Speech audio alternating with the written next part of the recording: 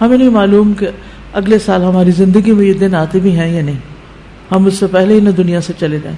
اس لیے بہت ضروری ہے کہ ان 10 دنوں کی پلاننگ کریں کہ ہم نے کیا کیا کرنا ہے. صرف وہ کام کافی نہیں جو ہم ہر روز نیکی کے کام کرتے رہتے ہیں، مثلا جو روٹین میں نوافل پڑھ رہے ہیں یا صدقہ خیرات کر رہے ہیں، یا اور نہیں، مزید بھی کرنا ہے. صحابہ ان دنوں میں انتھک محنت کیا کرتے تھے. سعید بن جبیر ذی الحجہ کے 10 دن داخل ہونے کے بعد عبادت میں بہت زیادہ کوشش کرتے تھے، حتیٰ کہ وہ اتنی محنت کرتے کہ لگتا کہ وہ اس کی قدرت نہیں رکھتے، یعنی اپنے آپ کو اتنا تھکا دیتے کہ لگتا کہ بس اب اس سے زیادہ کچھ کر نہیں سکتے، آخری درجے تک. اب نیک اعمال میں سے افضل عمل جو ان دنوں کے لیے پسندیدہ ہے وہ اللہ کا ذکر ہے. نبی صلی اللہ علیہ وسلم نے فرمایا کوئی دن اللہ کے ہاں ان 10 دنوں سے زیادہ عظمت والا نہیں ہے، اور نہ ہی کسی دن کا عمل اللہ تعالیٰ کو ان 10 دنوں کے عمل سے محبوب ہے. یعنی نہ دن ان دنوں سے افضل ہے اور کوئی اور عمل اس سے افضل نہیں. بس تم ان 10 دنوں میں کثرت سے لا الہ الا اللہ، اللہ اکبر اور الحمدللہ پڑھو، یعنی تحلیل، تکبیر اور تحمید. اب اس کے لیے یہ جو کلمہ نا سبحان اللہ والحمدللہ ولا الہ الا اللہ واللہ اکبر، یہ ان تینوں کلمات کا مجموعہ ہے اور اس میں سبحان اللہ کا اضافہ بھی ہے. اسی طرح اللہ اکبر لا الہ الا اللہ واللہ اکبر وللہ الحمد. ٹھیک ہے، اس میں بھی تینوں چیزیں آ جاتی، الحمد بھی آ جاتی ہے، اللہ کی حمد بھی آ جاتی ہے، اور لا الہ الا اللہ اور اللہ اکبر بھی آ جاتا ہے. صحابہ کرام جو تھے ان میں سے ابن عمر اور ابو ہریرہ رضی اللہ عنہما ان 10 دنوں میں بازار کی طرف نکل جاتے اور دونوں تکبیرات پڑھتے، یعنی مل کے بھی پڑھتے. لوگ ان کی تکبیر سن کر تکبیر کہتے، یعنی یہ پڑھتے تو جو سنتا تو وہ بھی کہنا شروع کر دیتا. تو لوگ ان کی تکبیر سنتے کا کیا مطلب ہے کہ یہ تکبیرات اونچی آواز سے پڑھ رہے ہوتے تھے. آپ دیکھیں گھروں میں اکثر لوگ گنگناتے رہتے ہیں یا کچھ، تو گھروں میں بھی تکبیرات اونچی آواز سے پڑھیے، چلتے پھرتے اونچی آواز سے پڑھیے تاکہ دوسروں کو یاد آ جائے. اونچی آواز سے پڑھنے کا مقصد اصل میں کیا ہے؟ یاد دہانی، کہ دوسرے لوگ بھی پڑھنا شروع کر دیں. پھر اسی طرح محمد بن علی جو تھے، ان صحیح بخاری میں آتا ہے کہ وہ نفل نمازوں کے بعد بھی تکبیر کہتے تھے. یعنی نفل نماز پڑھ کے، جیسے تہجد کے پڑھے یا چاشت اشراق کے پڑھے یا پھر اس کے علاوہ، تو وہ نفل پڑھ کے بھی تکبیر پڑھتے تھے. اسی طرح عورتیں بھی تکبیرات پڑھتی تھی.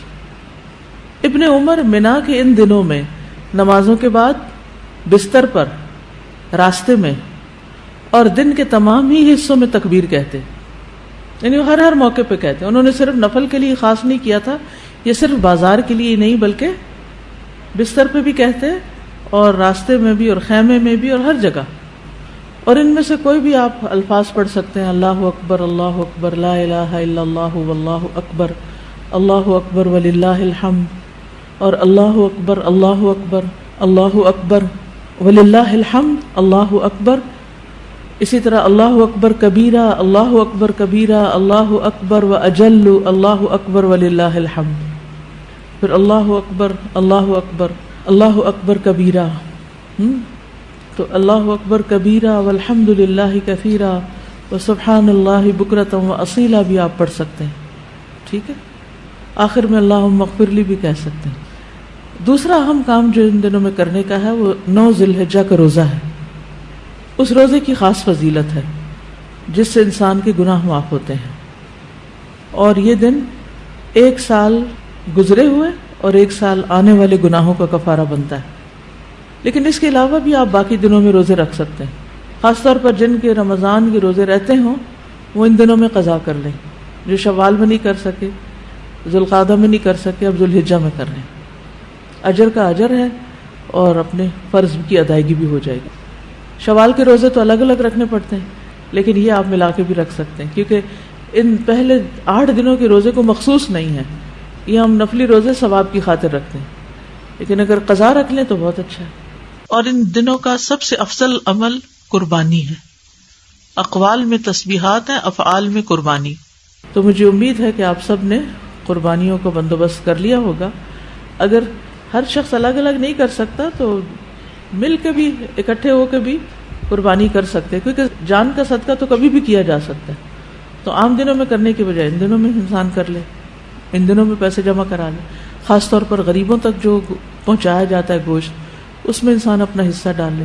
ایک طرف کیا کرنا ہے، تسبیحات کی کثرت، اور دوسری طرف کیا چھوڑنا ہے، غیبت، چگلی، تانا، فضول میں لغو باتیں، ہنسی مذاق. اپنے شر سے دوسروں کو محفوظ رکھنا، اپنی زبان سے دوسروں کو اذیت نہیں دینا، بدگمانی، تجسس، ٹوہ نہیں لگانا، آر نہیں دلانا، نفرت و بغض نہیں کرنا، ظلم نہ کرنا ہے نہ ہونے دینا ہے، کسی کو بے عزت نہیں کرنا، آر دلانا اور تانا دینے والی عادتوں کو چھوڑنا ہے. ٹانٹنگ، وہ جو عادتیں ہوتی ہیں نا، ان کو بھی چھوڑنا ہے. غصہ نافذ کرنے کی طاقت رکھنے کے باوجود اس کو چھوڑ دینا ہے. گالی گلوچ، بد زبانی، ان چیزوں سے بھی بچنا ہے. مسلمان کو ہر طرح کی اذیت دینے سے رکنا ہے. رشتہ داروں کی قطع تعلق ہی نہیں کرنی، ان کو منانا ہے. ظالم رشتہ داروں پر بھی مہربانی کرنی ہے. اپنے شر سے پڑوسیوں کو بچانا ہے. اپنے ایمان کی تجدید کرنی ہے. صبر اور عفو درگزر کرنا ہے. اچھا اخلاق اختیار کرنا ہے. اول وقت پہ نماز پڑھنا ہے.